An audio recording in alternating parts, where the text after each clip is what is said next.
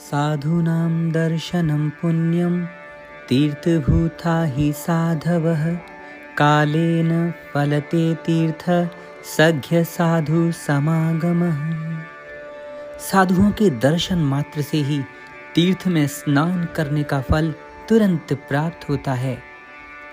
तीर्थ में स्नान करने का फल तो वास्तव में थोड़े समय बाद मिलता है, लेकिन सिर्फ साधु पुरुषों के संग से ही वो फल तुरंत प्राप्त हो जाता है, अर्थात मनुष्य का मन तुरंत ही निर्मल हो जाता है।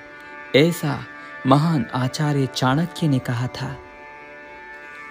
पारस में और संत में बड़ो अंतर जान, वह लोहा सोना करे वह कर आप समान।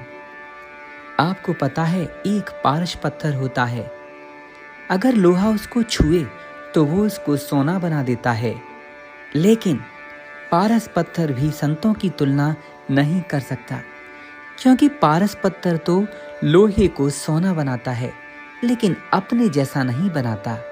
वहीं संत इतने महान और श्री हरि को हृदय में रखने वाले होते हैं कि वे शिष्य को अथवा भक्त को उसके अज्ञान को नष्ट करके अपने जैसा बना लेते हैं। यानी जो गुण पारस पत्थर में नहीं, वह गुण संतों में है। पारस पत्थर लोहे को सोना तो बना सकता है, पर अपने जैसा नहीं, लेकिन संत अपने जैसा बना देते हैं। नहीं शीतल है चंद्रमा, हिम नहीं शीतल होए, कबीरा शीतल संत जन, नाम सनेही सोए। संत विटप सरिता गिरिधरनी, परहित हेतु सबन की करनी। संत पुरुष परोपकार के लिए ही अवतार लेते हैं।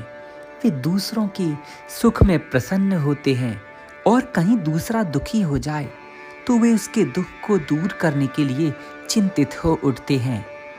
ऐसे ही परम संत ब्रह्मर्षि योगियों के सम्राट श्री देवराह बाबा पूर्णतः निर्लिप्त निर्विकार दया निधान संत थे, जो अपने भक्तों को भगवान के सन्मुख उपस्थित करने का प्रयास करते थे। श्री देवराह बाबा सदा भक्तों से कहते, बच्चा, जब हृदय पर बारंबार राम नाम का रगड़ पड़ेगा तो भगवान का साक्षात्कार हो जाएगा, इसमें कोई संदेह नहीं। वैराग्य, ज्ञान, योग, प्रेम, तप, ये 5 चीज चाहिए प्रभु के दर्शनों के लिए। होने तो ये 5 चाहिए, लेकिन अगर ये 5 भी ना हो पाए तो इनमें से कोई एक दृढ़ करके भजन किया जाए, तब भी उसका बेड़ा पार हो सकता है। लेकिन कलयुग की इस कलुषितता को देखकर और समय की क्षीणता को देखते हुए एक आम मनुष्य के पास इतना समय नहीं कि वो वैराग्य, ज्ञान, योग, प्रेम और तप, इन 5 का संयम पा सके, इन पर काबू पा सके। और तो और उसकी क्षमता तो इतनी भी नहीं कि वो इनमें से कोई एक भी दृढ़ कर सके। लेकिन श्री देवराह बाबा सरकार बताते हैं, बच्चा, अगर ये भी ना हो सके तो बस राम नाम का जाप ही सर्वोत्तम है। वह सब कुछ है, वो कौस्तुभ मणि है, वो कल्प वृक्ष है, जो चाहिए वो प्राप्त होगा। राम नाम का निरंतर जाप। कैसी भी स्थिति हो, बड़ी से बड़ी बाधाएं, कड़ी से कड़ी कठिनाइयां, चाहे जो भी हो, राम नाम का जाप अगर आप दृढ़ता पूर्वक कर लेंगे, मन लगे या ना लगे, हर अवस्था में अगर राम नाम का जाप जो भी व्यक्ति करेगा, इसके लिए कोई आचार, कोई नियम की आवश्यकता नहीं। आवश्यकता है तो बस जाप की। लेकिन हाँ, अगर जाप के साथ प्रभु के रूप का ध्यान और किया जाए तो सर्वोत्तम है।